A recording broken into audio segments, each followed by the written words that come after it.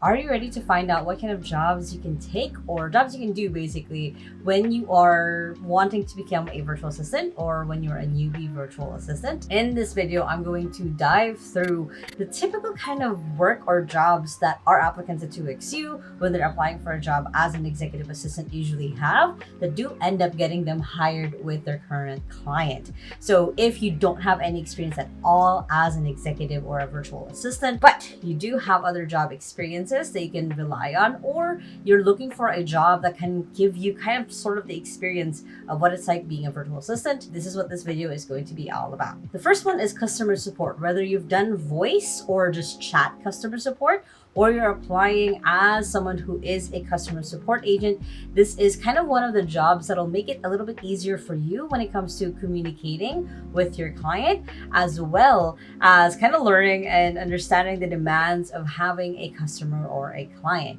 Especially if you're going to do it where you are doing it one-on-one, where you don't have an agency, kind of like us at 2XU, where you are really creating and managing and developing that client relationship. It's going to be key for you as you get started in a job like customer support to be able to learn and hone these skills so that's easier for you to translate that later on in becoming a virtual assistant. Second is content writer. And this is something that I have done myself is my very first job, basically, working remotely, was a content writer. Now, when it comes to being a content writer, it gives you kind of the background on how to research skills, how to be able to craft a really good message. It also gives you the background of how to be able to organize your thoughts and things.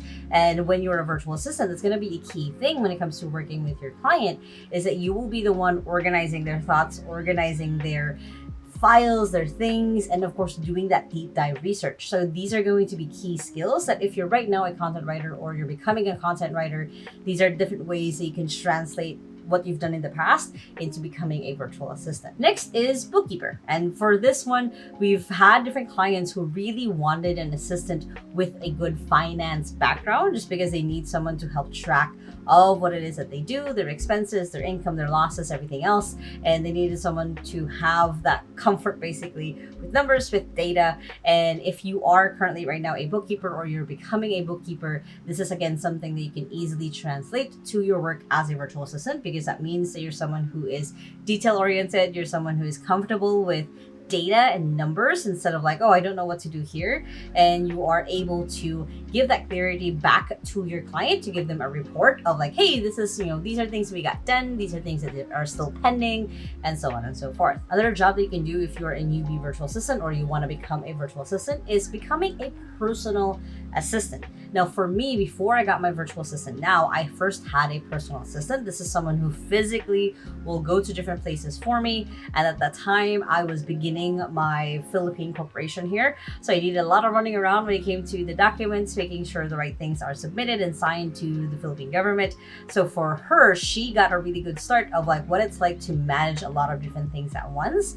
And for you, you can do this kind of as a side gig, a little bit even. It doesn't have to be your full-time thing where you are a personal assistant for someone, where you're willing to either run around and get things done, go to their house or their office to make sure things can get organized. Or this could also be as simple as being someone who offers travel management services or someone who offers, shopping management. So it's finding these different kind of interesting side gigs, I guess, of organizing and making someone else's life a little bit easier, because then you learn how to manage someone's expectations. You learn how to execute whenever you're given a task, especially if you have to do it in person. There's basically just a lot of different skills that you learn if you dive into becoming a personal assistant. Next is lead generation, which is basically when you are learning, or if you're currently in this job, where you're learning how to attract potential clients for your business or your client, and then being able to translate that into someone who becomes a customer or a client.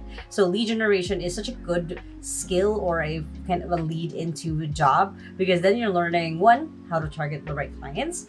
Two, when it comes to data management, of giving them the right report of like, hey, all of our leads came from social media last weekend, or hey, all of the leads came from this one post that you did or someone did, or this podcast. So lead generation kind of teaches you those skills of how to watch the numbers, watch out for why something happened, and also a little bit of predicting how things could, of like, hey, based on past data, this is usually what we do to create these results. We can start creating a strategy for this. So as a virtual assistant, that is a key thing for you to learn, is starting to watch for patterns so that you can start predicting how things are and using that as a way for you to take initiative, to start projects, to start tasks, and of course impress your client into moving things forward within the business, whatever their goals are. Next is project management. Now, project management is a very interesting job or skill to have because you're essentially kind of a virtual assistant, but then it's for the rest of the business. So what I mean by this is, in 2XU, we've hired a ton of project managers for different clients of ours who need someone to just really watch what it is that they're doing to make sure they're able to do and execute what they're supposed to do within the business. So for example, for me, a little bit, when it comes to my own assistant, she manages the projects that I'm doing and makes sure that I am getting the right things done within the business, and then making sure that I'm delegating the rest or following up to the people who I've delegated things to. So that's kind of how you can translate your skill as a project manager into becoming a virtual assistant, is you can translate essentially all the things that you've learned from that past job of how to manage people, manage budget, manage resources, make sure that you're following up when you need to, and applying that basically to working with a client. Another job is essentially social media management. Now, in the past, if you've helped a friend or another business when it comes to managing their social media, it's going to be easy to translate that into becoming a virtual assistant, because it's kind of the same thing. A lot of the clients, as we have in 2XU, they really need someone to manage their brand, manage their social media, so you can easily translate that. There's also the part where your skills of creating a strategy for your client, of executing that strategy, of creating reports for it,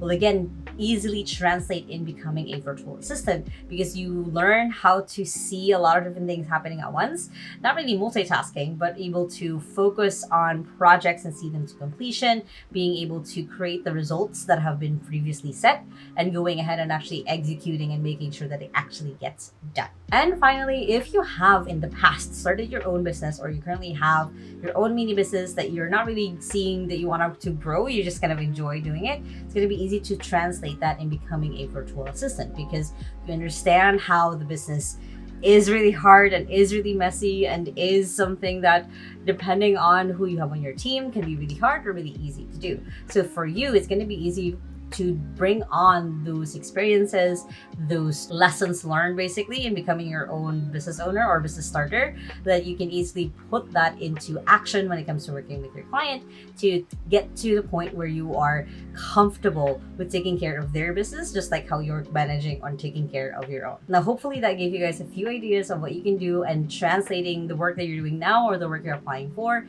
into becoming a virtual assistant. If you guys enjoyed this video, make sure to hit the thumbs up button right there. Comment below what questions you have when it comes to translating one job to the other.